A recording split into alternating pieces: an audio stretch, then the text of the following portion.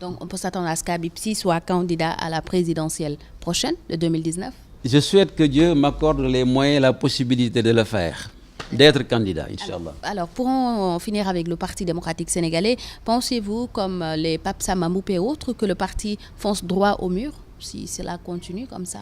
S'il ne change pas, je souhaiterais que l'exclusion des Pape Samba Mboup, Pape Senghor, la démission exclusion, c'est comme ça que je l'appelle d'Habib Sy, puisse servir de leçon pour le parti, pour apporter les correctifs nécessaires. Sinon, vraiment, l'avenir n'est pas tellement radieux au Parti démocratique sénégalais. Et malheureusement, il y a une nouvelle génération, il y a une émergence de jeunes cadres dans ce parti qui en veulent, qui sont compétents, qui le prouvent, mais qui sont bloqués par le management du parti. La relève est là. Et certains l'expliquent par le fait que Wade n'a Dieu que pour son fils Karim. Il aménage la voie pour justement qu'il accède au secrétariat national de ce parti. Bon, je ne sais pas trop sur cette question. On verra bien Vous ne le pensez pas? Ce que l'avenir... Enfin, il ne me l'a jamais dit. Malgré notre... De par ses actes et ses décisions, vous ne voyez pas qu'il... Il y en a qui pensent que de faire ses actes, qu'il pose ses manœuvres, etc., c'est pour cela. Bon, mais je ne sais pas moi. Il ne me l'a jamais dit. Si vous étiez encore au PDS, accepteriez-vous que Karim soit votre patron, disons? J'ai quitté le PDS. Bon. Donc, ça appartient... C'est derrière vous. C'est derrière vous. Ça appartient à l'impossible maintenant. Alors, parlons des législatives sans faire de propagande parce que le CNRA veille au gras. Le retour de Wade, vous le voyez comment? Il est libre, lui. Attendez, Abdoulaye Wade, je vous ai dit, c'est un homme à la liberté pensée limitless. Vous comprenez? Peut-être, s'il a je ne dirais pas que c'est un défaut, mais c'est comme ça qu'il fonctionne, lui. Hein? Et c'est quelqu'un qui toujours, malgré son âge, est alerte d'esprit. Peut-être que du point de vue physique, bon, ça fait longtemps que je ne l'ai pas vu, je ne sais pas, du point de vue physique. Mais ils le veulent comme ça. Ce n'est pas mon problème. Je n'ai pas d'appréciation à faire, n'est-ce pas? Mais par contre, si il y avait cette grande coalition de l'opposition avec Réumi, la frange de Khalifa Sall et consorts, PDS, cette grande opposition, moi je ne serais pas contre que Wade soit tête de liste. Même de façon symbolique. Parce qu'il est évident que parmi les leaders, il serait difficile que tous puissent accepter que quelqu'un devant... Mais la plupart étaient d'accord pour que ça soit Khalifa Sall. Bon, ça, non, c'était pas d'accord. Oui, mais la plupart étaient pour que Khalifa soit. Même des gens du PDS, Babacar Gaye par exemple, il a très tôt dit qu'il serait mieux que Khalifa soit tête de liste. À Dakar, a dit Babacar Gaye. Mais c'était pas... Il n'avait pas dit que Khalifa soit tête de liste à la liste nationale. Moi, je ne parle pas de ça. Khalifa Sall, c'est mon ami, vous savez très bien. Mais je dis, s'il y avait cette grande coalition, si le président Wade leur avait fait cette proposition, je crois qu'ils auraient accepté. Parce qu'ils auraient tous à gagner. Et c'est certain que l'opposition aurait la majorité et aurait la possibilité d'imposer, comme on le dit, la cohabitation. Mais avec cet éclatement de l'opposition, ça devient plus compliqué à mon avis. Êtes-vous d'avis avec ceux qui pensent que ce sont les intérêts personnels qui ont pris le dessus sur cette grande coalition annoncée en grande... Mais c'est évident qu'il y a eu des intérêts personnels, des calculs politiques, etc. Le statut, par exemple, de chef de l'opposition serait en jeu. Et cela intéresserait beaucoup Abdoulaye Wade. S'il vous plaît? J'ai dit cela intéresserait beaucoup Abdoulaye Wade, considéré comme chef de l'opposition par ses partisans. Comme il accepte toujours d'être le secrétaire général national du parti, si la coalition avait gagné, il aurait certainement accepté. Le chef de l'opposition, il aurait accepté certainement d'être chef de l'opposition. À votre avis, ça doit être Abdoulaye Wade, chef de l'opposition? À l'issue de ces élections, je ne sais pas. Il faut attendre les élections pour voir comment ça va se dérouler. D'ailleurs, c'est compliqué parce que ce sont des coalitions qui vont en compétition. Je ne sais pas comment on peut régler. Si le choix ne devait pas être fait par rapport à ces élections? Si le choix n'est pas fait, naturellement, Abdoulaye Wade est le chef de l'opposition au Sénégal. Présentement, il est le chef de l'opposition au Sénégal, qu'on le veuille ou non. Alors, ne pensez-vous pas que le PDS fait erreur aussi? On n'entend pas Karim Wade par rapport à ces élections et il est censé représenter le parti à la prochaine présidentielle. Madame, je ne suis plus du PDS, ça c'est leur cuisine interne. Ils n'ont qu'à gérer leur cuisine interne. Définitivement tourner la page PDS. PDS, j'ai tourné la page. Alors, l'organisation de ces élections, cela pose aussi problème pour certains. La pléthore de listes, on en a 47, ça risque de prendre trop de temps selon les organisations civiles qui proposent même une autre façon de voter, disons. Alors, à votre avis, à quoi est dû ce problème-là? Ça revient, selon certains, à la rationalisation des partis. Vous savez, je ne crois pas que ça soit dû à la pléthore de partis politiques. On me dit qu'en France, il y a plus de 400 partis. Je crois même 460 partis. Mais un filtre est posé. Tout parti ne peut pas aller en compétition aux élections.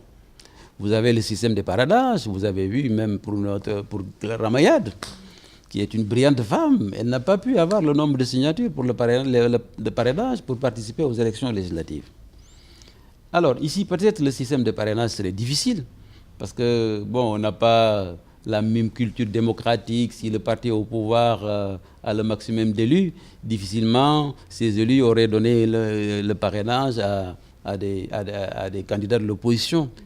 Donc, mais il faudrait trouver un autre système de filtrage, de sorte que seuls les partis, je dirais, qui ont une certaine obédience, puissent réellement participer aux élections. Mais ne pas se mettre dans une direction de limitation des partis, ça c'est une liberté d'association, n'est-ce pas? Moi je suis un libéral. Voilà, je suis un libéral, moi je ne peux pas cautionner qu'on dise aux gens vous ne pouvez pas créer de partis politiques. Mais comme c'est quelque chose de trop sérieux, il s'agit de la confiance populaire dont vous devrez être investi et d'une prise en charge de destin de millions de concitoyens, n'est-ce pas? Ça ne peut pas se faire n'importe comment. Et ça vaut mieux, parce que je crois que nous avions commis une erreur à l'époque, c'est de relever le montant de la caution. 25 millions, je crois, pour les législatives, 65 millions pour la présidence. Vous pouvez ne pas avoir de l'argent et être le meilleur candidat pour les Sénégalais. Ceux qui ont de l'argent, ils ne sont pas toujours les meilleurs, n'est-ce pas? Et c'est une rupture de l'égalité des chances. En tant que libéraux, je reconnais que c'est une erreur que nous avions commise et qu'il faudrait rectifier. Le filtre, il faut le trouver ailleurs que par le moyen de l'argent. Qu'est-ce que vous proposez? Bon, je ne sais pas encore, je n'ai pas d'idée précise là-dessus, mais comme il y a toujours la recherche de consensus avec les partis politiques, il faudrait qu'il y ait une large concertation avec tous les partis politiques, société civile, etc. Des propositions soient formulées et que l'État en choisisse une ou deux pour prendre une décision, parce qu'au bout du compte, c'est une décision de l'État. L'organisation des élections côté administratif vous satisfait? Ah non, pas du tout. Actuellement, il y a beaucoup de couacs, on se pose beaucoup de questions. D'abord, on ne sait même pas avec quel fichier on va partir aux élections législatives. Le gouvernement ne l'a pas encore dit. Ce sont des millions de Sénégalais qui n'ont pas reçu le carte d'électeur. On vous dit même que les cartes d'électeurs, contrairement à ce qu'avait annoncé le gouvernement, ne sont pas des cartes biométriques. Il y a 47 partis qui vont se présenter. On n'a pas encore trouvé la solution pour savoir combien de bulletins l'électeur va choisir, etc. Donc, tout ça, c'est nébuleux. Je me demande pourquoi le gouvernement s'est préparé d'ailleurs pour ces cartes biométriques, alors qu'on pouvait attendre après les élections législatives, n'est-ce pas, utiliser les anciennes cartes, parce que c'est avec les anciennes cartes quand même qu'ils sont arrivés au pouvoir, n'est-ce pas? Il n'y a pas de doute dessus. Il y a eu la transparence. Et l'avantage à l'époque, c'est qu'il y avait une implication des partenaires techniques et financiers, n'est-ce pas, pour surveiller, veiller sur le code électoral, le processus électoral, etc. Mais aujourd'hui, ça n'existe pas. Le gouvernement ne s'en fait qu'à sa tête, n'est-ce pas? Il fait ce qu'il veut pour ce processus électoral. Nos partenaires au développement aussi, contrairement à ce qui se faisait à l'époque, en 2012, ne sont pas impliqués là-dessus. Or, c'est quelque chose de très sérieux. Il faut qu'il y ait une observation du début à la fin du processus électoral pour qu'il n'y ait pas de contestation, parce que c'est ça qui garantit la paix et la sécurité dans notre pays. Mais s'il y a déjà des soupçons de tricherie, du fait par le gouvernement déjà, et le fait que même le ministre de l'Intérieur soit récusé, ce qui est vrai d'abord, ce qui est juste d'abord. Mais sous Wade, quand même, le ministre de l'Intérieur était aussi du PDS. Ça a toujours été le cas d'ailleurs. Oui, madame. Mais il y avait peut-être une autre entité qui s'occupait des élections. Et là aussi, ils ont la direction générale des élections. Oui, mais ils n'ont qu'à faire ce que nous avons fait. N'est-ce pas, enlever les élections de la compétence du ministre de l'Intérieur et la confier, n'est-ce pas, à une personne dont l'intégrité ne fait aucun doute. Une personne autour de laquelle il y a un consensus des partis politiques. Pourquoi il ne peut pas le faire? Mais vous êtes maire dans votre localité, vous êtes responsable de la paix, etc. Et vous voulez organiser les élections. La décence même ne l'accepte pas. On ne peut pas être jugé par... Mais non, c'est pas moi, je ne sais pas comment il fonctionne. Alors vous craignez pour ces législatives? J'ai beaucoup de doutes et d'appréhension pour ces élections législatives. Maintenant, malheureusement aussi, il y a une dispersion de l'organisation de l'opposition. Si l'opposition était unie, il y aurait une meilleure surveillance, un meilleur contrôle des élections. Malheureusement, cette opposition s'est éclatée. Donc, ces chances d'obtenir, disons, la majorité sont minimes? Ah là, je ne le dis pas, parce que vous savez, comme on dit, une élection n'est jamais gagnée d'avance. Le peuple sénégalais, comme on le dit, est un peuple mûr qui a participé, a voté depuis des siècles. Et il sait effectivement qu'est-ce qu'il faut faire. Mais si vous n'avez pas votre carte électeur, vous ne pouvez pas voter. Vous ne pouvez pas voter. Si vous êtes en face on met 47 listes, vous devez choisir. Ça peut même inciter à une abstention, etc. D'autant plus que, même à l'époque, on n'avait pas autant de listes, le taux d'abstention pour les élections législatives était élevé, n'est-ce pas? Parce que c'est une campagne tout à fait particulière, des fois même brouillonne, etc. Et si l'électeur ne se retrouve pas, il reste chez lui. Donc, en somme, l'organisation des élections doit être revue sérieusement au Sénégal. Bien sûr. C'est l'organisation. Moi, je ne comprends pas. Le Sénégal qui a une tradition électorale depuis, comme on dit, depuis très longtemps. Et jusqu'à présent, on n'arrive pas à organiser correctement des élections. Il faut qu'on dépasse cela. Il faut que ça soit dépassé. Qu'on ne parle plus de transparence ou de non-transparence pour les élections. Que ça se passe comme dans un bon système de démocratie et qu'on parle d'autre chose. Mais chaque année, on met des milliards, sur le fichier électoral, il faut faire des cartes par-ci, par-là, il n'y a pas de concertation sérieuse avec le ministre de l'Intérieur, l'opposition est toujours en train de protester, etc. Vraiment, ce n'est pas sérieux pour un gouvernement qui se dit gouvernement d'un pays de grande démocratie pour le Sénégal. Moi, je souhaite vraiment, vivement, n'est-ce pas, qu'au sortir de ces élections législatives, qu'il y ait une large concertation sérieuse entre le pouvoir et l'opposition. Je ne sais pas qui sera le pouvoir, qui sera l'opposition, parce qu'il peut y avoir des bouleversements. Qu'on s'entende définitivement sur un code et un processus électoral pour la pérennité. Si vous venez de nous rejoindre, vous suivez le Grand Oral sur Rewmi FM et nous recevons l'ancien ministre d'État Habib Sy. Il est également commissaire aux enquêtes économiques principales. Alors nous changeons carrément de registre. Vous avez été ministre de l'hydraulique urbain. Beaucoup de quartiers de la capitale sont assoiffés depuis plus d'une semaine. Comme explication, le directeur de l'exploitation de la Sénégalaise des eaux a parlé de déficit de 39 000 mètres cubes. Alors, quelle est la situation que vous aviez laissée sur place et comment expliquez-vous ces récurrents problèmes d'approvisionnement à Dakar? D'abord, j'étais ministre de l'hydraulique urbaine et rurale, l'hydraulique de façon globale. Et les problèmes d'eau sont des problèmes d'une grande importance.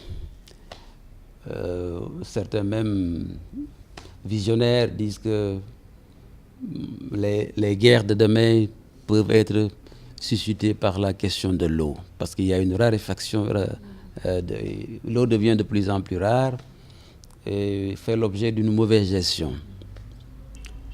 Je dois dire la vérité, parce que j'ai remplacé Macky Sall à l'hydraulique.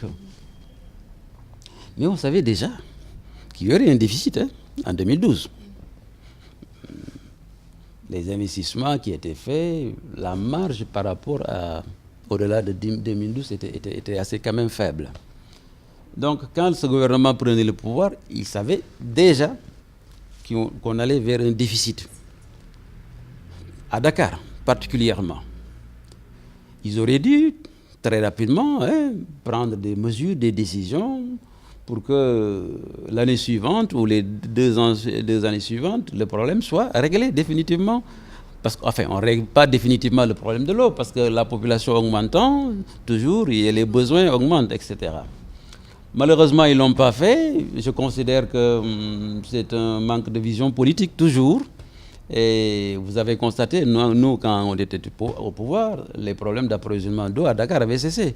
Vous ne voyez plus des femmes avec des bassines sur la terre pour aller chercher de l'eau. Donc, c'est un gouvernement qui n'a pas été prévoyant, à mon avis, parce que c'était prévisible. Je vous l'ai dit, j'étais ministre de l'hydraulique.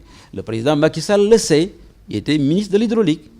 Ils n'ont pas pris les décisions idoines pour que cette situation actuellement se présente.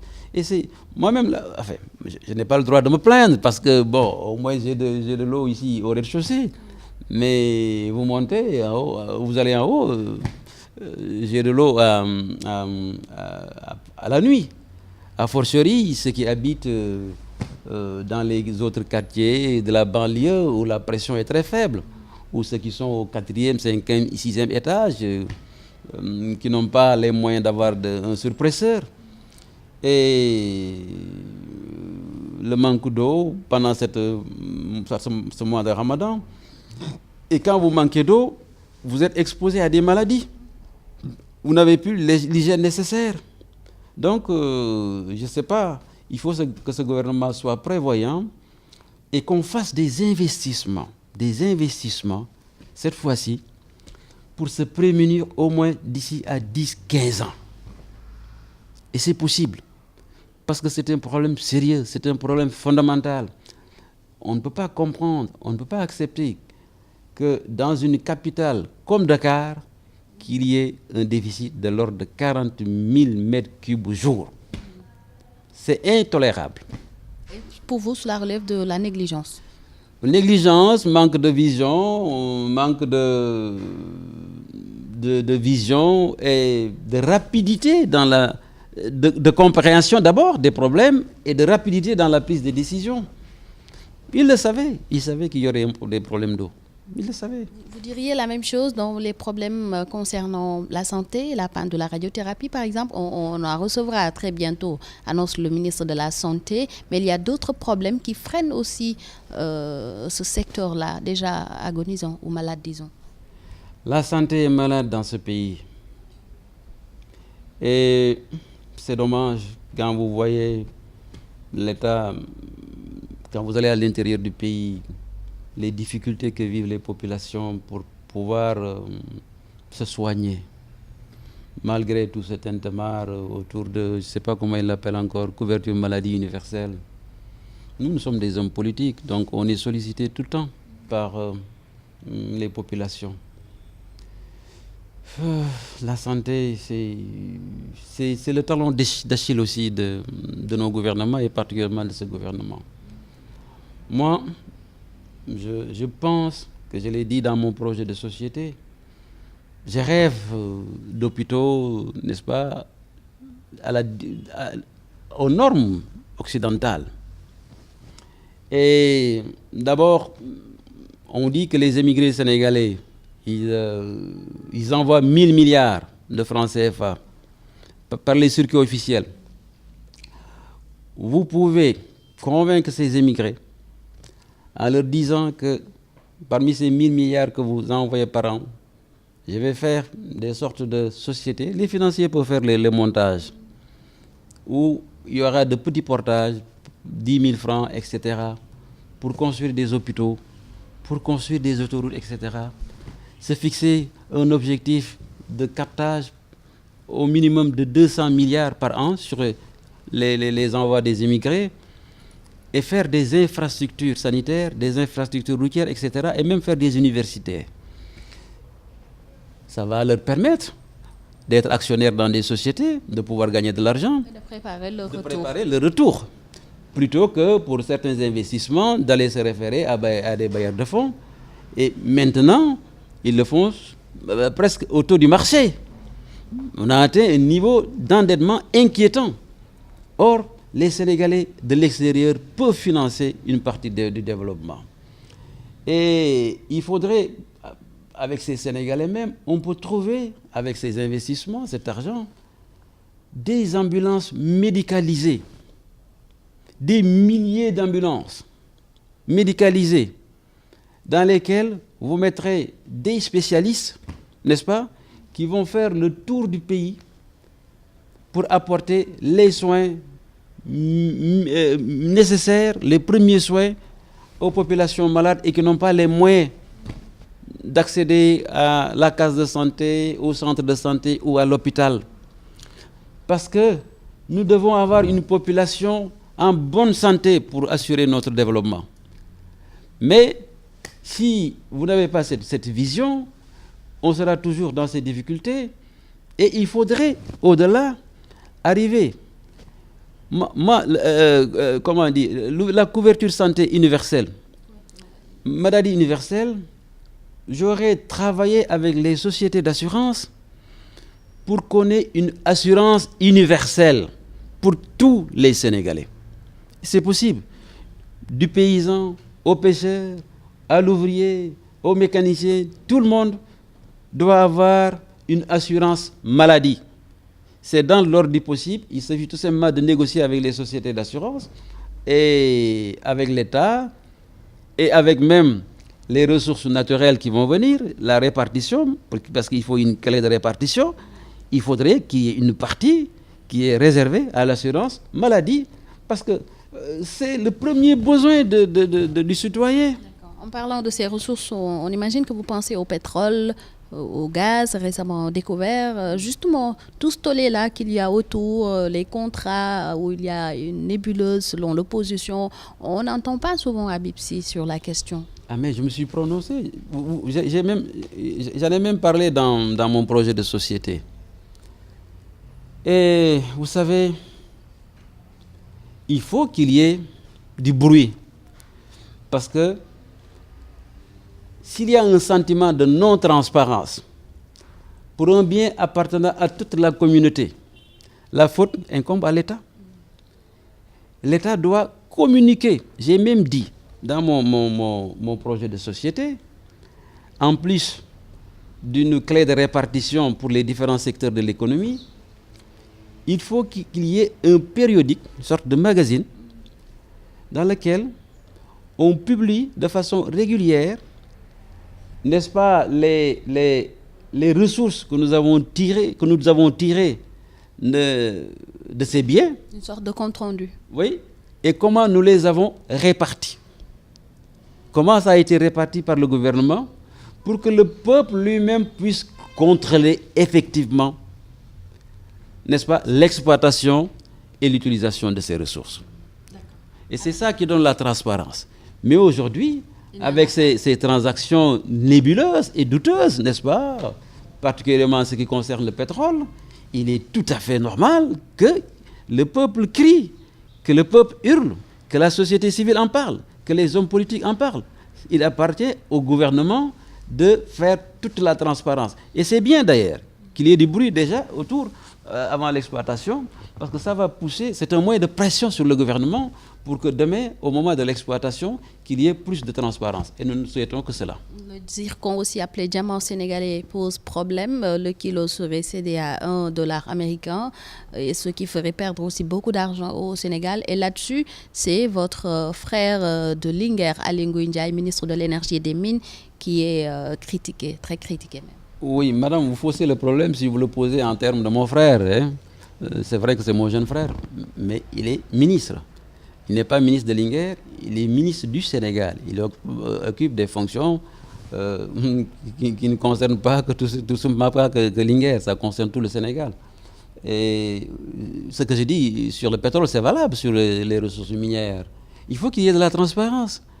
Comme tout cela est décrié, il faudrait qu'il y ait des audits, il faut qu'il y ait des inspections pour qu'on sache réellement ce qui s'est passé. C'est à l'honneur du gouvernement d'ailleurs s'il le fait. S'il n'a rien à se reprocher, le gouvernement, mais il n'a qu'à susciter par exemple une commission d'enquête parlementaire, on n'a qu'à envoyer l'IGE, on n'a qu'à envoyer la Cour des comptes, pour qu'on sache effectivement avec ces organes de contrôle comment sont exploitées nos ressources. Nous avons le droit de savoir. Ils ont l'obligation de nous faire savoir. Et s'ils n'exercent pas cette obligation, c'est tout à fait normal qu'il y ait ces problèmes. Mais ne vous en faites pas. Dans tous les cas, tôt ou tard, on saura. Parce que le gouvernement n'est pas éternel. Hein. Voilà. En mettant l'accent sur Aly Ngouille Ndiaye, je voulais trouver une transition pour parler justement de ce qu'il fait à Linguère, que vous n'auriez pas fait. Et paraît-il, avec le gouvernement, ferait plus d'une cinquantaine de forages au bénéfice des populations. Alors là, au moins... Je ne les ai pas vus, pour dire la vérité. Mais madame, allez à Linguère interrogeant. Moi, quand j'étais ministre de l'Hydraulique, j'ai fait 37 forages. La commune de Linguère était la seule commune qui n'avait pas de château d'eau. J'ai fait un château d'eau. On a fait quand même la route Linguère-Matam. Linguère n'avait pas de réceptif hôtelier. Aujourd'hui, vous avez des chambres climatisées. Linguère n'avait pas de salle de réunion. Aujourd'hui, vous avez une grande salle de réunion. Linguère n'avait pas de lampe digne de son nom. Quand j'ai fait les lampes de Linguère, Macky Sall, le premier ministre à l'époque, m'a interpellé. Il me dit, mais Habib, où est-ce que tu as pris ces lampes? Moi, je n'arrive pas à les avoir à Fatick. J'ai mis plus de 40 environ 40 kilomètres de tuyaux hydrauliques pour renouveler les tuyaux qui dataient de 1960.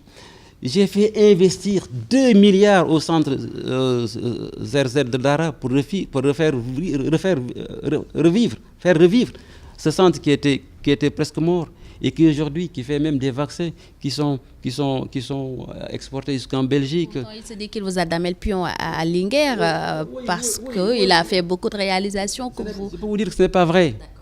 Même Abdoulaye Wade, avec tout ce qu'il a réalisé au Sénégal, on l'a battu. Ça, c'est autre chose. C'est des mouvements qui viennent comme ça, on n'y peut absolument rien. Personne, je vous le dis, n'a fait plus que moi à Linguère. C'est clair. Alors, nous terminons par la position du Sénégal dans la crise diplomatique au Moyen-Orient. Notre pays a rappelé son ambassadeur et il se dit depuis quelques jours que le Qatar a définitivement rompu ses relations diplomatiques avec le Sénégal, qui s'est rangé du côté de l'Arabie Saoudite. Vous en pensez quoi de cette décision? Vous savez, c'est une question très délicate. Le Sénégal a essayé de jouer de façon habile, mais il n'a pas réussi. Je crois que comme le Sénégal a d'excellentes relations avec l'Arabie Saoudite, c'est indéniable. Il a aussi de bonnes relations avec le Qatar. Dès le début, il aurait dû jouer la carte de l'apaisement et la carte de bons offices. D'autant plus que le Sénégal a organisé 2 fois le sommet de l'OCI, ce qui n'est pas courant. Et plutôt que de se précipiter pour rappeler son ambassadeur, qui est une sanction diplomatique, hein, une sanction diplomatique quelque part, et face à de grandes puissances comme ça, il faudrait savoir manœuvrer, n'est-ce pas, pour pouvoir sauvegarder les intérêts de notre pays. Autant je suis d'accord avec le Sénégal sur ce qu'il a fait par rapport à Israël, n'est-ce pas? Et à l'époque, j'avais demandé que tous les partis d'opposition devraient soutenir le Sénégal, le gouvernement, sur cette position et sur la crise gambienne. Mais sur l'affaire du Qatar, je crois qu'il a mal joué. Ils sont allés trop vite en besoin. Ils sont allés trop vite, bon, en espérant que ces relations vont se rétablir correctement. D'autant plus que il y a Karim Wade qui est là-bas. Je ne sais pas ce qui se passe. Hein. Oui. Bon, je ne sais pas quelles seront les conséquences après. Le temps ne nous permet pas d'entrer dans cela. L'affaire Karim Wade, bien sûr, qui pourrait avoir... on peut s'attendre, disons, à ce qu'il y ait du nouveau avec ce problème-là du Qatar qui pourrait nous renvoyer notre Karim et peut-être même dévoiler les tenants et les aboutissants de ce deal, entre guillemets? Je sais pas, mais vous y attendez? Je sais pas. Vous savez, la diplomatie est très complexe. Hein. Bon, des fois, vous marchez sur des œufs. Hein. Et le Sénégalais est d'habitude très habile. Mais cette fois-ci, je crois qu'ils n'ont pas très bien joué. Merci, Monsieur le ministre d'État. C'est la fin de ce grand oral. Je vous remercie. Je vous souhaite une bonne fin de Ramadan à tous les Sénégalais. Et aussi présenter mes voeux à mon ami et frère Mbagnick Diop, à qui je souhaite une bonne fin de Ramadan et que Dieu l'assiste dans sa grâce divine et lui accorde les possibilités, les moyens d'avoir un outil le plus performant possible, qu'au-delà de la radio, du journal écrit, que vous ayez une bonne télévision suivie par la majorité des Sénégalais parce que vous faites quelque chose de très bien. Il y a quelqu'un qui m'a dit, si vous voulez savoir ce qui se passe dans ce pays, il faut écouter le Wax Sa Xalaat de Rewmi. C'est un bon baromètre. Merci, ça fait plaisir. Je vous écoute. Merci, ça fait plaisir. Donc, chapeau à l'équipe de Rewmi. Merci, amis auditeurs, à vous aussi d'avoir été parmi nous durant cette heure avec le ministre d'État Habib Sy, qui était l'invité de ce grand oral du 24 juin. Merci aussi à ceux qui nous suivent sur rewmi.com. Merci à Ibrahim Ndoyba qui était à la partie technique, à Elisabeth Diatta pour le portrait de l'invité, à l'équipe aussi de Cheikh Thiam et Mamadou Ndiaye pour la caméra et les photos. Vous pouvez justement écouter ou réécouter cette émission lundi à partir de 18h sur Rewmi FM. Elle est aussi disponible sur le site rewmi.com et elle sera reprise par le quotidien Rewmi dans sa parution de lundi. C'était Fatou Thiam Ngom et c'est toujours un plaisir de vous servir. À samedi prochain pour un autre grand oral.